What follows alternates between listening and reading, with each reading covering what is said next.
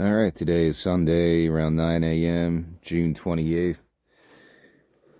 Last night I had some more inspiration, so I put what became this music together, messing around with that synthesizer app on my phone. So, again, thank you to whoever created that. If I ever make money, I'll hook you up with some percentage because that's a very useful app that I shared on my first post. It's just called Expressive Piano, and it's really good, man. For a free app with no ads at all, I would highly recommend it. Um, this song today is called Failures, and I made the decision, I think I talked about this yesterday, that I'm just going to do every song on the Tribute Velvet album and make sure I get to 30 plus minutes because I don't think it's a real LP unless it's 30 plus minutes. I think I'll be able to do that. The first two songs were probably like 17 minutes. This one is about 4.5 minutes. So that's already 20 plus minutes. And I got, three more songs to go. So it shouldn't be a problem to get around 35 minutes. Today's song is called Failures. Originally, I was going to use the beat for the last song with this one, but I said I didn't like how it flowed. I was going like for this fake rapper that's not me, like my failures, just my failures, man, just my failures. And it wasn't my style. I don't want to fake being something I'm not. I've talked about that a lot, having imposter syndrome. Even doing something like this, I'm like, man, I'm just copying Velvet Underground and Laurie Anderson because I'm trying to speak like Laurie Anderson in a really mellow fashion that I really enjoy. I love listening to Laurie Anderson stuff. So, of course, I'm going to be influenced by these people because I enjoy their art. So, I'm not going to feel that bad. I'm not trying to copy them. Maybe the Velvet Underground led me to write lyrics like this in a free flow of consciousness. So, thank Velvet Underground.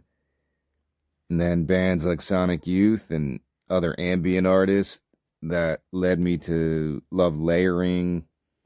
And then Laurie Anderson, her type of spoken word poetry. I still haven't listened to her new album. Maybe I'll do that later today. I want to listen to at least one album a day because even at that pace, you can listen to over 300 albums a year. That's pretty damn good.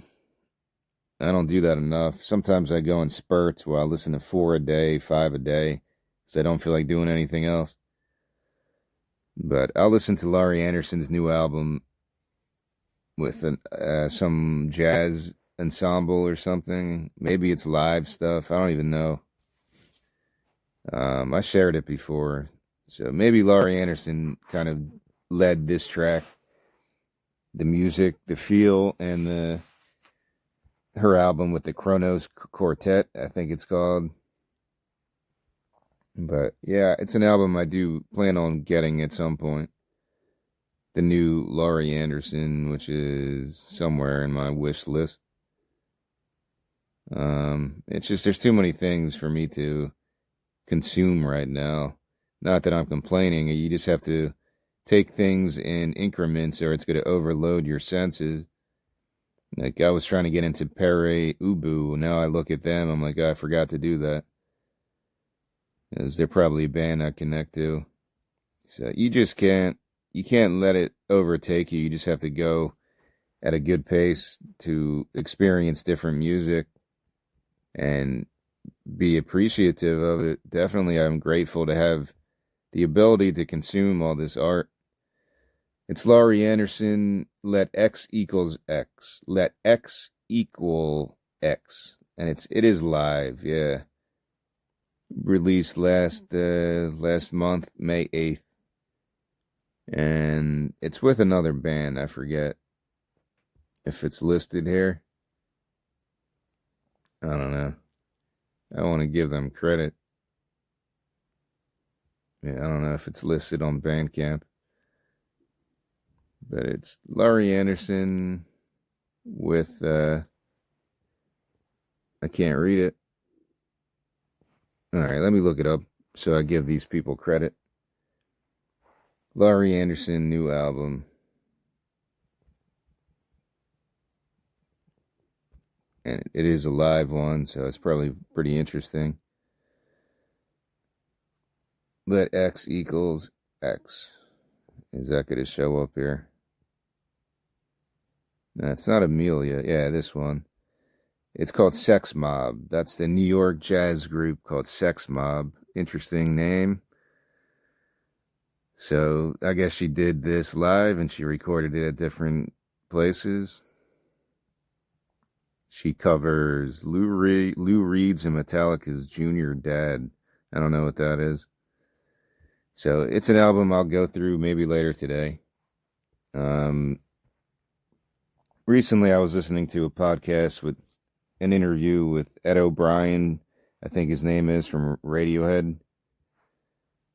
Ed O'Brien, right? Ed O'Brien, Radiohead. And they were mentioning the Burundi beat. He's Ed O'Brien, English guitarist, songwriter, and member of Radiohead.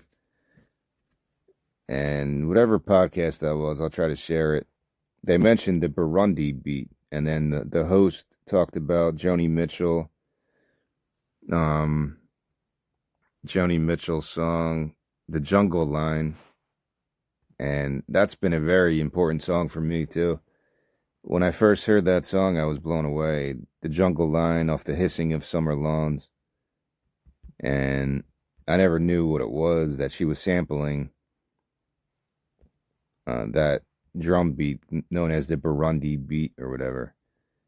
Yeah, maybe it was this. I'm not sure which one. It might have been Broken Record, that one with the Rick Rubin related one, Malcolm Gladwell.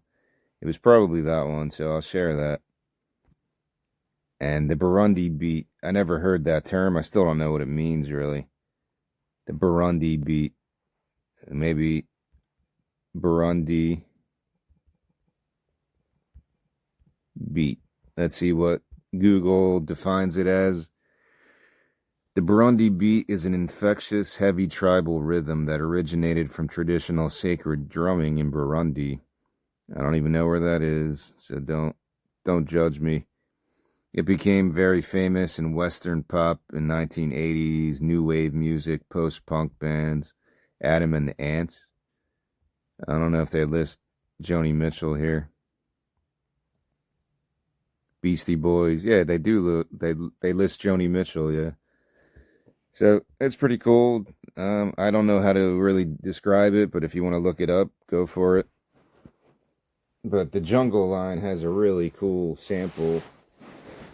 It was a field recording that Joni Mitchell got from something, and it's really, really a great song, way ahead of its time. The Hissing of Summer Lawns is up there with Hajira. Is one of the best albums, I think. Not just Joni Mitchell, just one of my favorite albums of all time. I'm going through my doom scroll on Google, getting rid of all the stupid stories as I'm going through this. I wish Google would allow you just to get rid of all the news feeds.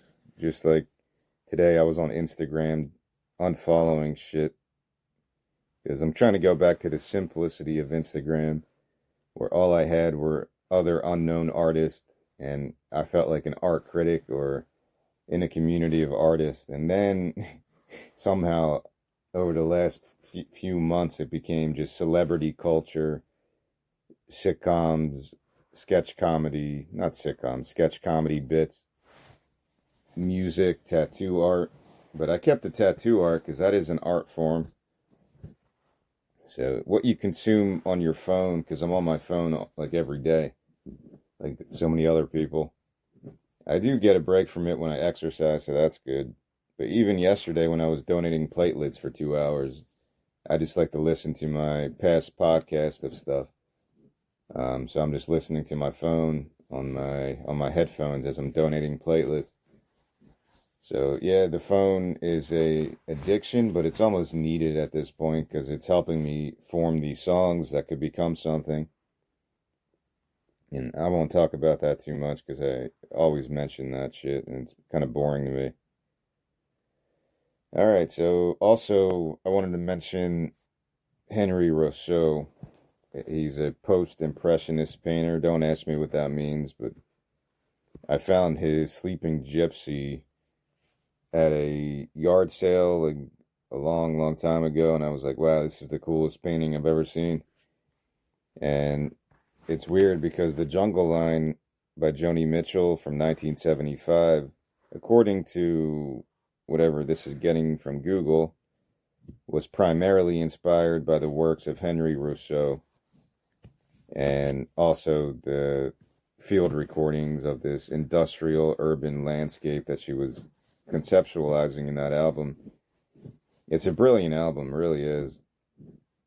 The album cover is pretty amazing. I don't know if she did that, but recently I did fall in love with Henry Rousseau. His style of painting is really cool. Something about it just instantly connected to me. I don't know, because I'm not an art lover per se. I don't know the different, well, Renaissance is kind of, self-explanatory, but I don't know what all these things mean besides like surreal. When you talk about Dali and the other ones, Miro, whatever, I've always mispronounced that name. Um, I do enjoy abstract, surreal art. Whenever I see Renaissance art or like a religious symbolism, it turns me off. Besides, like that one that's really dark, something in the garden. Is it Hieronymus Bosch? Heron. Wow, I can't believe I spelled that. Garden of Earthly Delights. That one is religious, but that one is just all kinds of shit. I think it's more just surrealistic or something. It's from 1490, and it's one of the coolest pieces of art I've ever seen.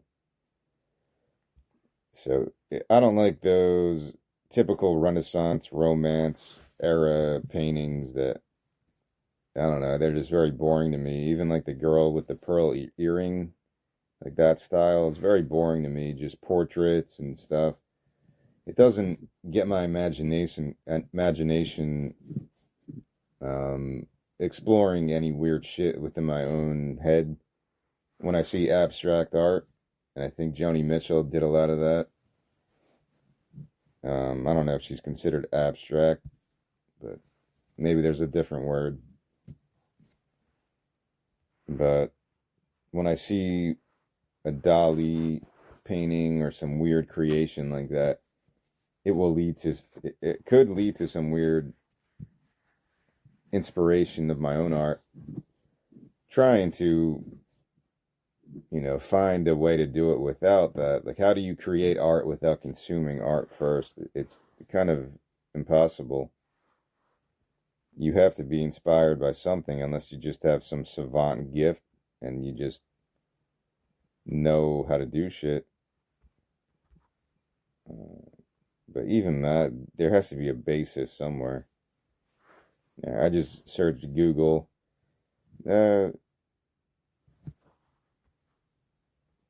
I don't know. Maybe she's not really considered a abstract painter, but I think Google's just confusing this. No, she's not a painter. She's a musician. I don't know. I don't know a lot about Joni Mitchell's actual paintings, but they are kind of interesting. And there was a BBC story where she talked about that when she got tired of making music, she would turn to visual arts to do stuff because it kept her kind of sane as an artist. There's somebody named Joan Mitchell. I don't know if I've heard of her before. Maybe that's what Google's telling me. I'm confusing Joni with Joan Mitchell.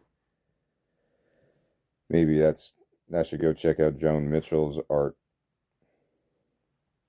But this song today, it was easier to recite because it's only 4.5 minutes. I only had to do it maybe twice. And hopefully it came out all right. I've learned with this, even though I love this program because it's free and I can make all these weird sounds and ambient noises and combine textures and record on top of it. You can't put too many layers down. Once I get to 4 or 5, and I'll do some of my heavy boom, boom, bum, bum, boom, boom, bum. I'll try to do some voice stuff in the background. It's hard to control the volume levels, so you can't really get a lot of layering done. And then it just sounds too jumbled. It doesn't have a pleasant texture to it when you layer too much on this. So I don't know how people do it. Like I always go back to Siamese Dream. They layered like 30, 40, 50 guitar lines on one track. I don't know what that means, man. I really don't. It's something I wish people would have those master classes of layering and production. It's very interesting where certain people might not even hear some of this stuff in the background. But yeah, it's something I'll have to work on. But these are only demos. I'm not saying that this music would even stay the same. I'm saving all this stuff for ideas that I could really put into a concept in a more professional manner, or somebody else could do it. I'm not sure what the process is going to be at this point.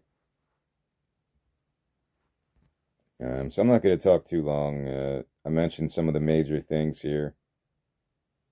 Laurie Anderson, yeah, that did pop in my head when I was reciting these lines. I was like feeling her style. I'm like, I need to go more like Laurie Anderson. How she has that very, very peaceful inflection, and it's an enjoyable way to listen to spoken word. I'm not doing it correctly, but the way she does it is really interesting. So I didn't mention her on any other tracks, so I would have to thank her for this one specifically. I'm gonna finish this by reading lyrics of The Jungle Line, because the music's amazing, the production's amazing. I don't know if she produced this herself, but yeah, Joni Mitchell lyrics are just as good as any Bob Dylan stuff.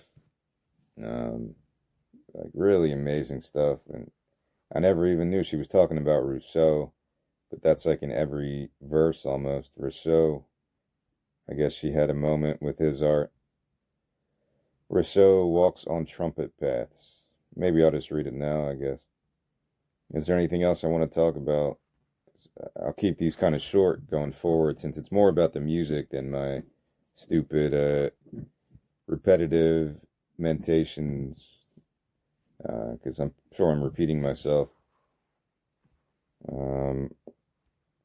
I did find that book, The Paranoid Style in American Politics. I did buy it. It's only like 40 pages. So I'm going to go through it again.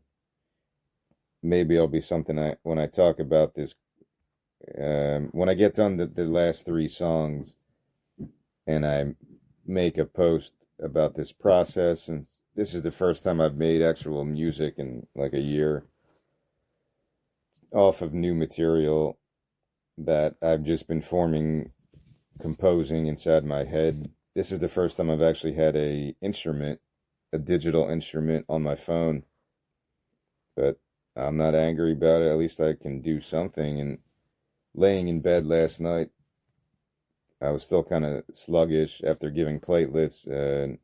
You do have a day to recover from that shit. So I was just laying in bed, and I was like, all right, I got some ideas in my head for some songs, and hopefully I get the rest of them out over the next 3 days. I'll try to do one a day in the morning. It's an interesting way to approach an album like this, since it is spoken word, and I'm not using typical instrumentation. I'm just using an app on my phone. But you can get the idea of making a demo. It's not supposed to work as a finished product. It's a starting a jumping off point. It's a jumping off point.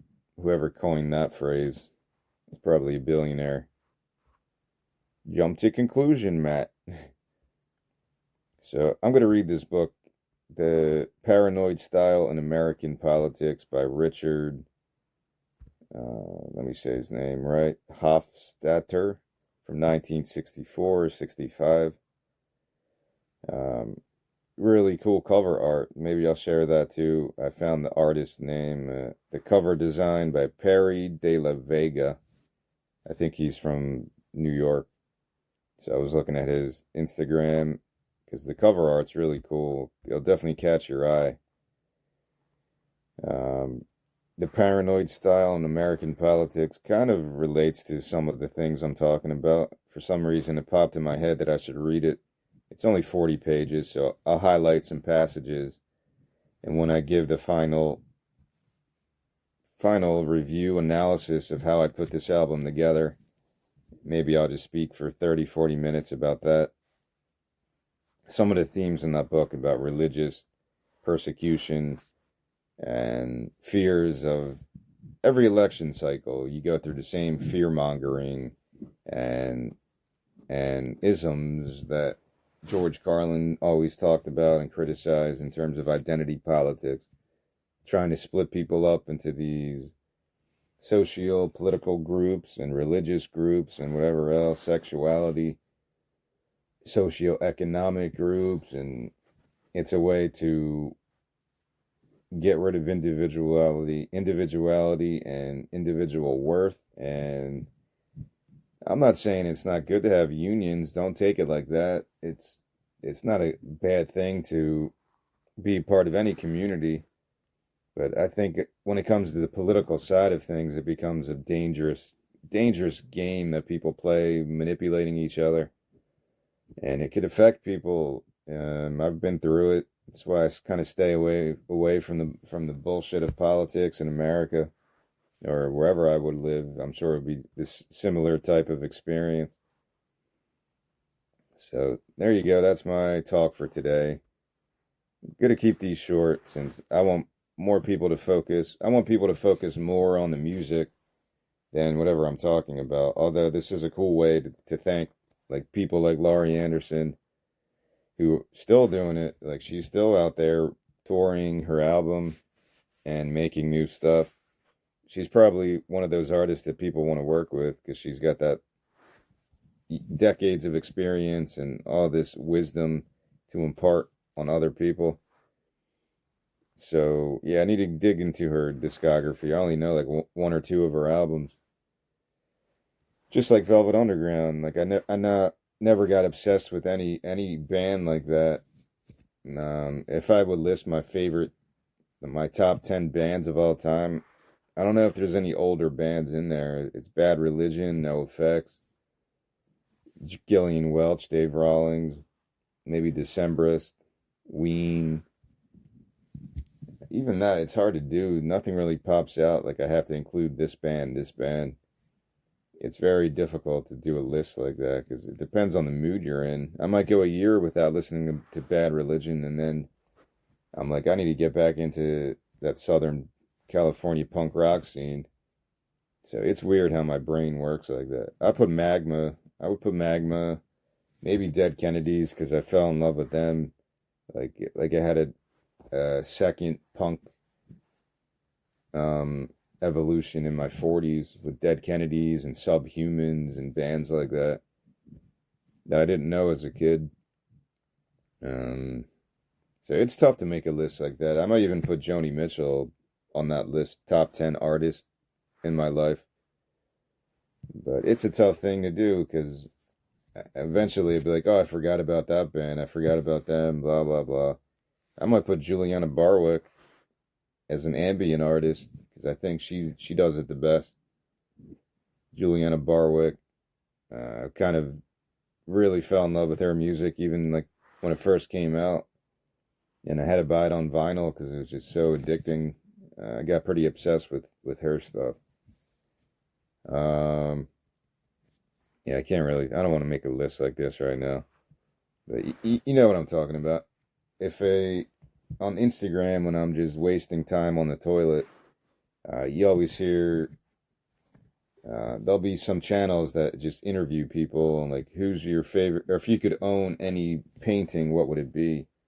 And I was like, man, if somebody asked me that, I'd look so stupid because I don't know any paintings by name. But I would pick Henry Rousseau, the Sleeping Gypsy. I think it is in the New York um, MoMA. So that's the one I would pick. If I could own any piece of art, it would be the Sleeping Gypsy. Because I don't know, I just like the feel of that. I tried to copy it. I did this thing a couple years ago. I took 10 famous pieces of art, like Frida Kahlo, Nighthawks, the Sleeping Gypsy, the Wave, and other ones. And I was like, you got 10, 20 minutes to make a reproduction of these things. Because I know I can't do a good reproduction. I'm not a forger. So I just did it in my own abstract way. I think I have, yeah, I did post it on Substack. Maybe 10 or so creations based on famous paintings. Like even, I forget the other ones. I'll have to go back and refresh my memory. But the Sleeping Gypsy, I did recreate it in my own weird doodly way. Maybe I'll share that. But yeah, that's all for today. Thanks for listening. Have a good day. Let me.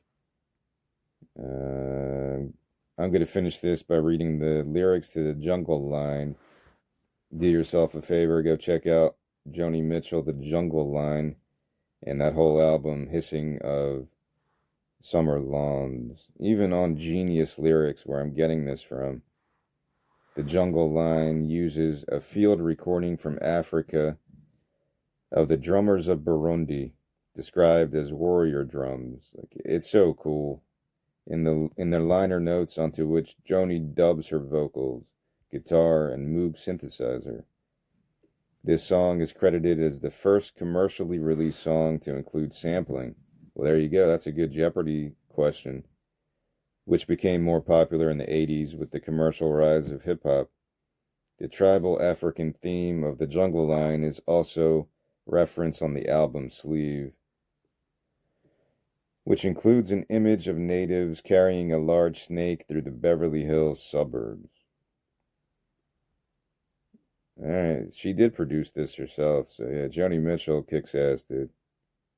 This was back in 1975. So I talk about St. Vincent, how she does everything herself. She can compose, play amazing guitar, and she produces stuff for herself and other people. She collaborates with everybody. Like, she's like the modern, in that vein of Joni Mitchell, doing everything. Joni Mitchell, one of the best guitarists, produces stuff. Her lyrics are awesome. So it's cool to see people who have that capability. All right, so here are the lyrics to The Jungle Line. Again, go listen to that today. You're going to like it. That's a cool bit of trivia. That's the first song that was commercially released that includes sampling before it was illegal to do that. All right, so thanks for listening. This is The Jungle Line by Joni Mitchell, off Hissing of Summer Lawns. Rousseau walks on trumpet paths, safaris to the heart of all that jazz, through eye bars and girders, through wires and pipes, the mathematic circuits of the modern nights, through huts, through Harlem, through jails and gospel pews, through the class on Park and the trash on Vine, through Europe and the deep, deep heart of Dixie Blue, through savage progress, cuts the jungle line. In a low cut blouse, she brings the beer. Rousseau paints a jungle flower behind her ear.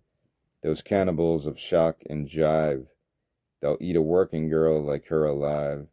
With his hard-edged eye and his steady hand, he paints the cellar full of ferns and orchid vines, and he hangs a moon above a five-piece band.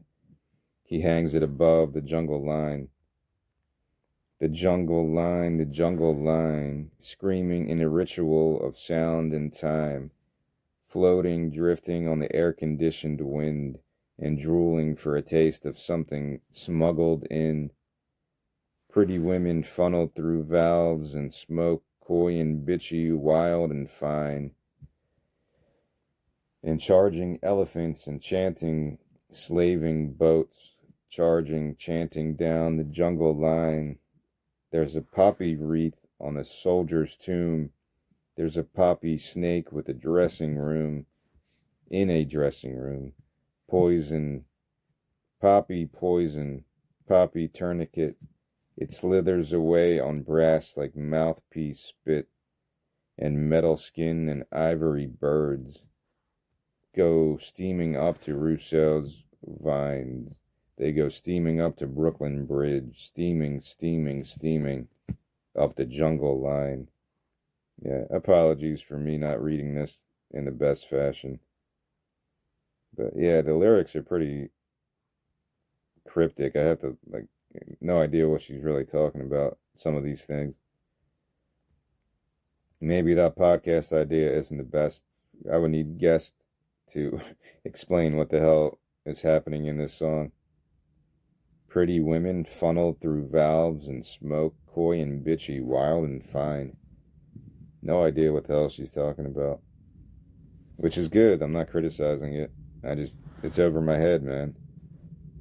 A poppy wreath on a soldier's tomb, poppy snake in a dressing room, poppy poison, poppy tourniquet.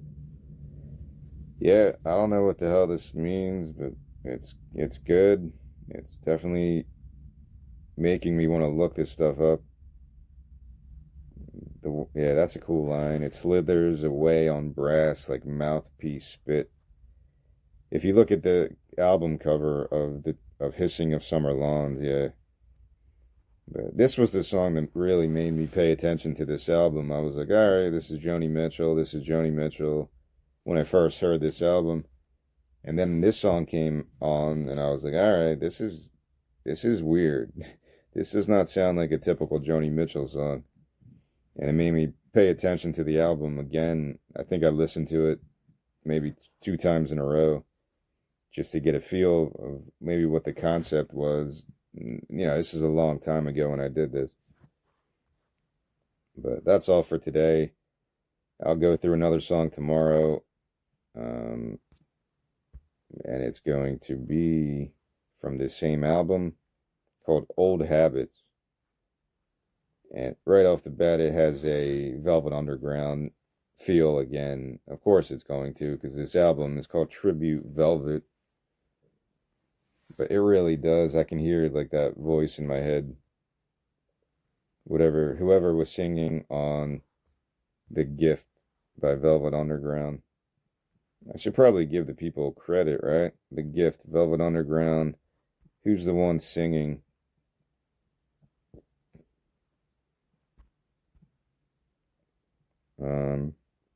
All right, it's John Cale. The vocalist on The Gift by the Velvet Underground is John Cale. I don't know anything about him, really. He recites a short story over an instrumental jam. The lyrics were originally written by primary singer and songwriter Lou Reed during his time at Syracuse. Yeah, I did learn about the band. I forgot about that around Easter time. I was going through this podcast, and one of them had 3 or 4 hours about the history of the Velvet Underground. I have to revisit that because I forget it all. But yeah, all right, John Cale. I don't know anything about him, really. I get him mixed up with John Cage. John Cale is a composer, writer, Welsh. Oh, he's Welsh musician and composer. 84 years old. John Davies Cale is a Welsh singer, musician, composer, record producer, and arranger. So there you go, another guy who does everything. Founding member of the Velvet Underground, known for his avant-garde style. Man, that's pretty cool. All right, so yeah, that's the voice I hear in my head when I'm doing this. Cale has worked as a record producer with Nico, the Stooges, the Modern Lovers, who I still don't know who they are. Patti Smith, Squeeze, I've heard of Squeeze.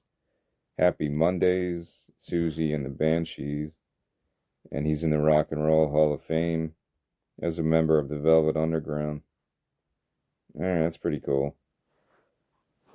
Yeah, the cool thing about this, because I'm being honest about it, I'm not pretending that I know like every Velvet Underground um, collaboration or album. I can't name you even the members besides, what was it, somebody named Ronaldo, Lou Ronaldo, one of the guitarists, I think, Lou Reed.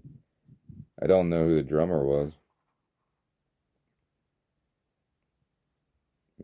All right, so he's in a lot of shit here. I'm just looking through his Wikipedia page, seeing if anything that